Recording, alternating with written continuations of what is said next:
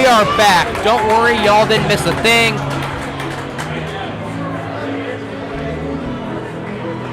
Close net front chance for Marquette, but it was wisely covered by Mitchell Scott. We're sorry about that once again. There have been some internet issues here in the rink. We're gonna work on that and try not to have these issues in the future. We'd like to apologize for the problems we've been facing, but we appreciate you putting up with this and being able to watch the rest of the stream.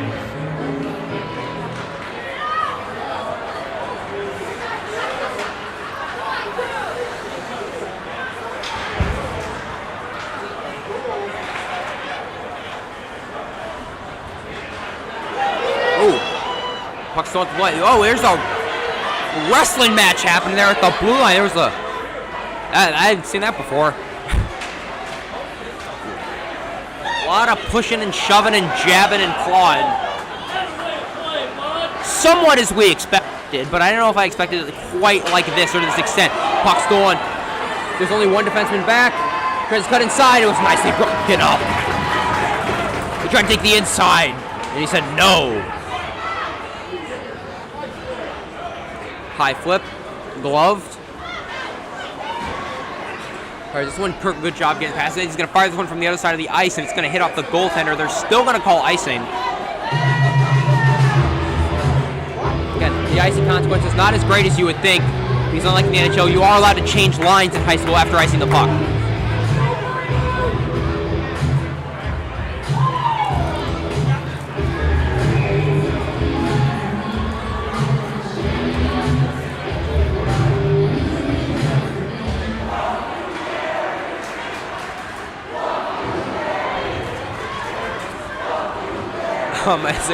Again, Kirkwood's passionate Pioneer fan base, very involved crowd. It will fall down entering the zone, but there is no tripping minor. Correct call. Get something going. Chip is straight. The Pioneers defenseman off a leg, and they'll battle for it along the boards.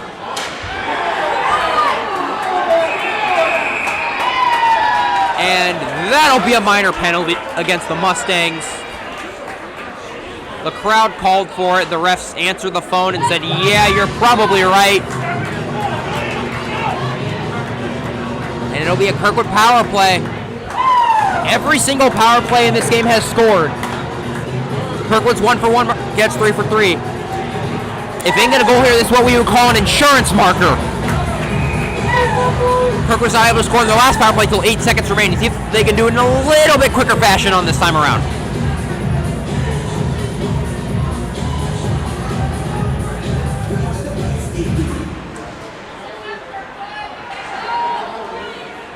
Tie up on the face-off. That one is cleared by Marquette. A good start to this penalty kill. As the Kirkwood fans let Marquette bench know that you are in fact not allowed to do that. Thus why this is a power play. Goal entering the zone with speed. Try to chip that one on net. Oh, a little bit of contact with the goaltender. Ooh. Looks like we got a little bit of a scuffle here among players. The entire Marquette bench takes offense to that.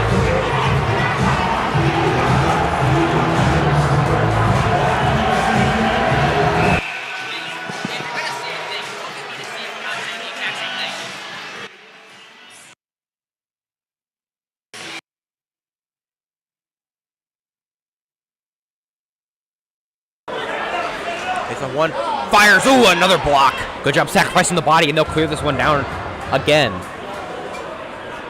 As a fourth of this power play has been killed off by Marquette. 3/4 of the way to go.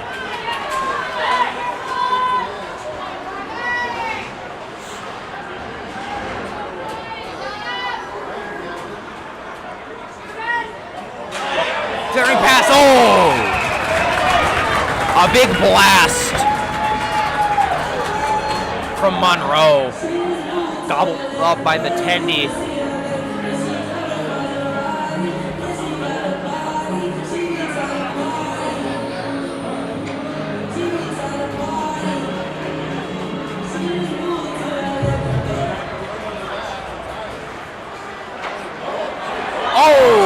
He couldn't quite get that one. That was a nice slot chance. Turn around the back of the net, trying to get it to the defense mitt. It's Witt. For the end zone of Monroe, fires a slap shot. Hey, he scores! Charlie Monroe! A slap shot from the point, through traffic, barely trickles in between the legs of the goaltender, and it is a Kirkwood Pioneer goal on the power play to give him a 2-goal lead in this third frame.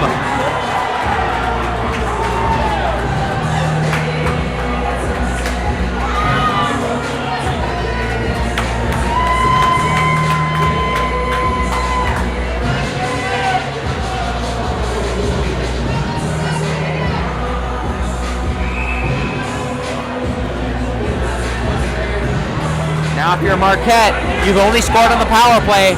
If you're Kirkwood, you're thinking, hey, let's just not take any penalties and we'll be good. Down 2 goals, 9 minutes, 11 seconds remaining in this game, regardless as there are no overtime periods. You're going to start seeing a little bit of desperation in Marquette's play here, as the energy from those 3 goals they scored consecutively in the second period has somewhat died off. That momentum has evaporated with that Monroe blast. Another blast here. That one is blocked. Oh! That one was chipped right into the Kirkwood bench. I don't think anybody's missing any chiclets there. We're all right. And that's why you wear a full face shield, ladies and gentlemen.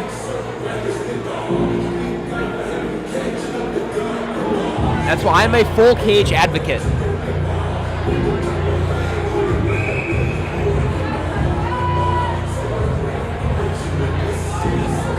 D-zone face-off for the Pioneers. Marquette's going to win it. Fires a shot. Oh, just wide.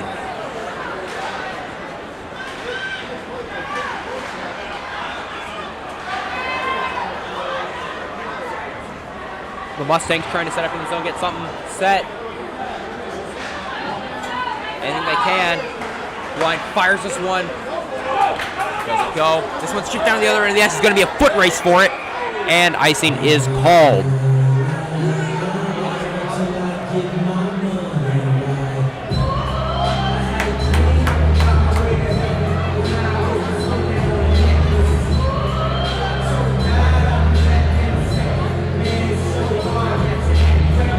After that icing call, D-zone face-off for the Pioneers. Once again, 8:13 remaining in the game, regardless of what happens afterwards. Again, there's no overtime periods.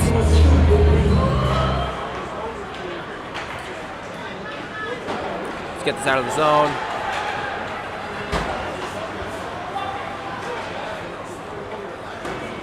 If you're Marquette, I think an ideal scenario that's still realistic is to get one here.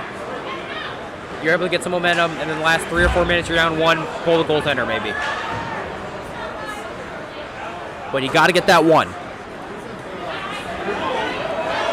Oh, goaltender zone. Tries to flip it up over the defenseman. It doesn't go. It went off his shoulder. Both teams thinking one thing right now. Marquette's thinking, just get one more. Just get one. And Pioneers thinking, just stop him from doing that. Fires a shot, harmlessly frozen. Pretty low danger right there. Everybody did everything they were expected to do. Good save.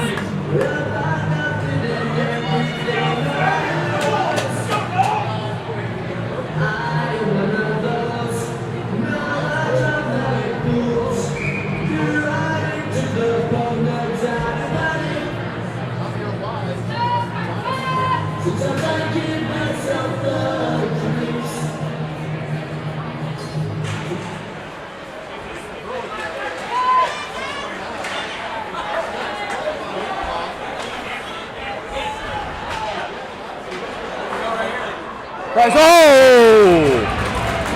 Fired a wrister high. And a brilliant glove save. A lot of swagger in that save from Mitchell Scott. It's times like this where as a goaltender, you know, it's just seven minutes stand between you and a victory. Got to stop with all the rubber that's thrown at you for just the next 7 minutes. That ain't nothing. 7 minutes. That's the drive from your house to Walmart. That's nothing.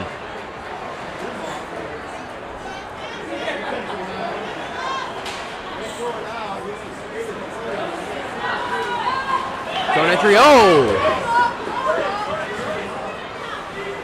Big hit there. Kirkwood's defense has done an excellent job this game. Oh! That was my board. Kirkwood's defense has done an excellent job this game of knowing when to pinch, when to not. Good job keeping the outside, when to throw a hit, and when to kind of hang back. We saw another example of that right there. He fires. Oh, puck's loose. It's loose in the paint. Marquette's able to come out with it. That's, ooh, rattling hit. Minor penalty called. That was a good example right there of why you take those harmless shots, because you never know what's going to rebound in front.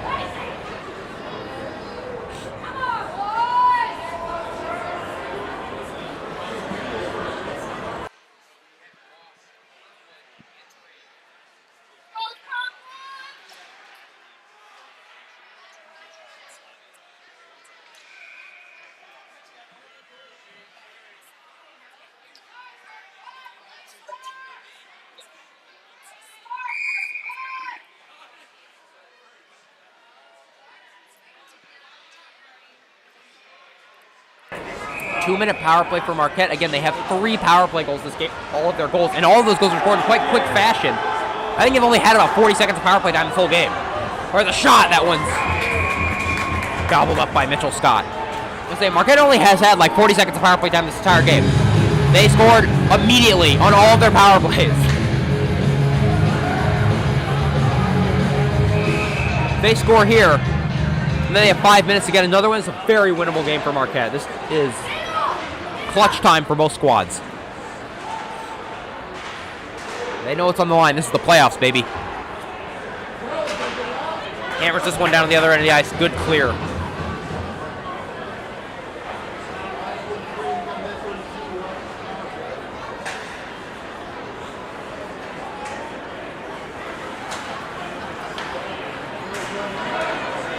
Slicing and dicing through the zone. He blows a tire, and Kirkwood's able to clear again. That was a lucky break for the Pioneers.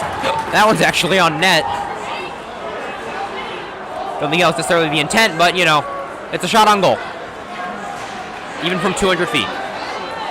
Well, personally, I think if Marquette wants to win this game, they have to capitalize on this power play like they have the last couple. Yeah, definitely. I mean, this is... Ooh, I'm sorry. This is almost a perfect situation. The score, the power play, the time, everything right here is setting up for clutchness. And a big clear for Kirkwood. There's a scramble in front of the net, and somehow out of that they were able to knock it down on the other end of the ice, and Marquette will switch power play units. You can see the Marquette desperation to get to the puck as fast as possible, because Kirkwood's just killing that time. Zone. Kodrag fires. Oh, kicked wide. Oh, he's full. Tripped up there, no call. 20 seconds remaining on the minor penalty for Kirkwood. Fires a big one-timer. Kirkwood's able to clear it. Big save from Mitchell Scott, and then a big clear by the Pioneers defense, and time on this power play will expire.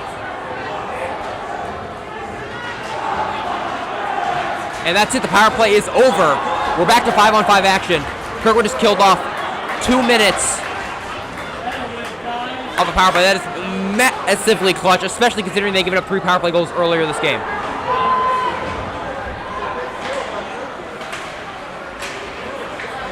Oh, hold up at the red line. It's a 3-on-2, partial. Looks around to the back of the net. Oh, he hurdles a man.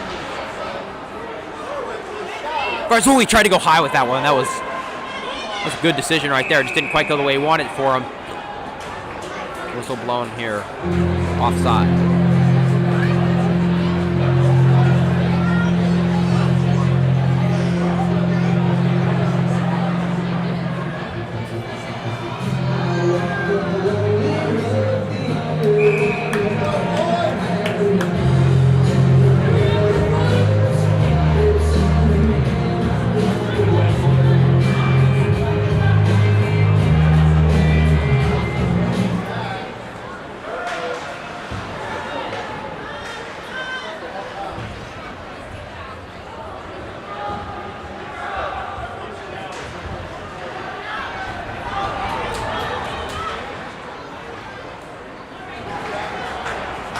Oh, another good chip in.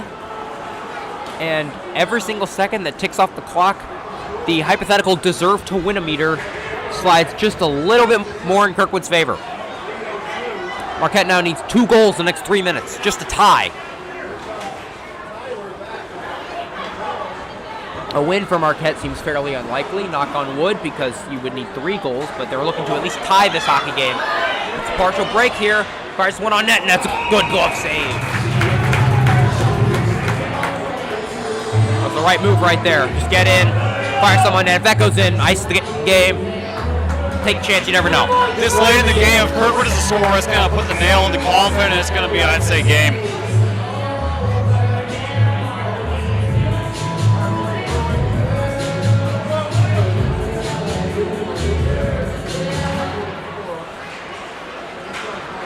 Marquette wins the faceoff fairly cleanly. Try to get some speed into the zone entry. Mitchell Scott will play the puck.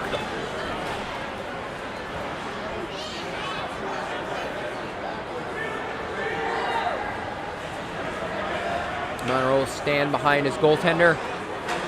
He's not really concerned about wasting time here, you could say, if you're a Kirkwood player. Some sword fighting taking place here with some sticks. Oh, a huge hit. And Lee from Marquette is able to pull back, and Moose goes slamming into the boards. You don't want to see that. That was a self-inflicted injury right there. Puck is kicked straight to Kirkwood forwards. Wallace with a great block of a pass. He anticipated that one perfectly, and he's going to be able to get something on it and chip it down. 1:40 now remaining in this period. You're starting to see that desperation.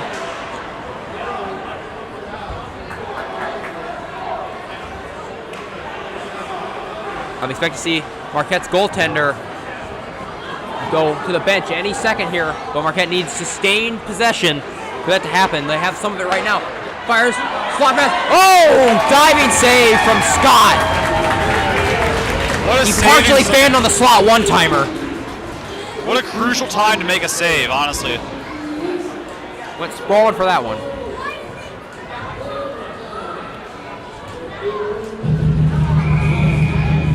Marquette's goaltender still in the net. It's still 5-on-5. They've not pulled the goalie.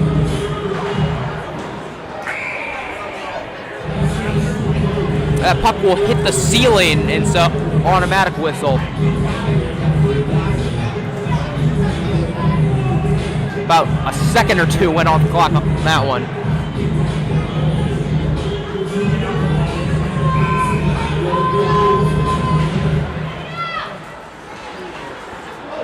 Ooh, a tie-up and a shot from Marquette right off the face-off into the gut of Scott, and he's able to make the save again. Marquette still opting to keep their goaltender in net. He's been looking to the bench.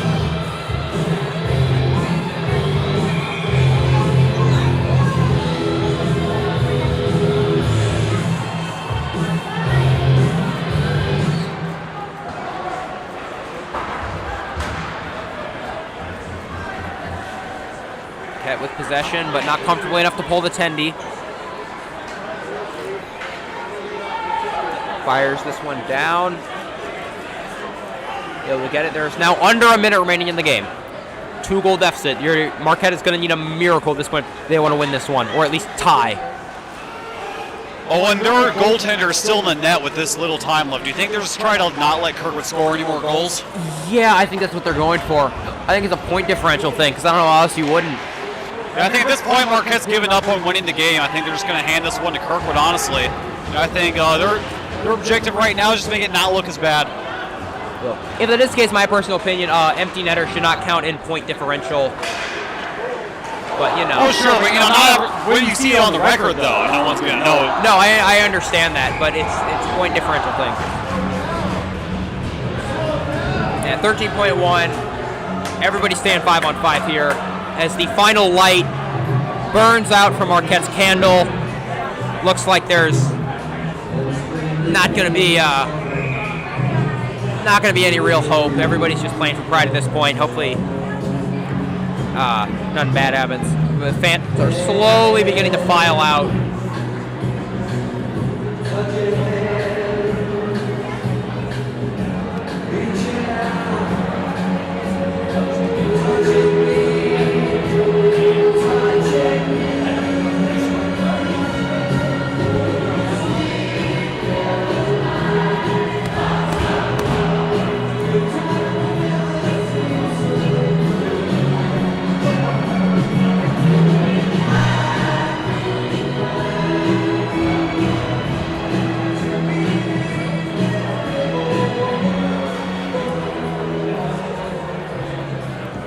Seconds left here, and timeout Right call. now, I don't know why this wasn't wasn't taken earlier. Yeah, bit of a convention going on here. I don't know why you wouldn't take the timeout, you know, a little bit earlier, but what do I know? I'm just a dude. Curious if we're going to see anything extracurricular during these last few seconds from some little Marquette players. I've said it several times, but if I was a betting man, I would say you might see a little bit. There's one of two possibilities. Either there's going to be a full-on brawl or everyone's just going to leave because everyone wants to go home. There's no in-between.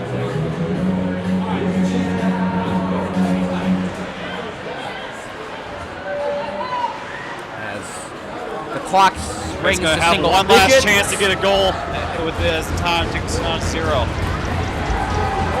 Got a little contact, and that's it, folks! A 5-3 win for the Pioneers.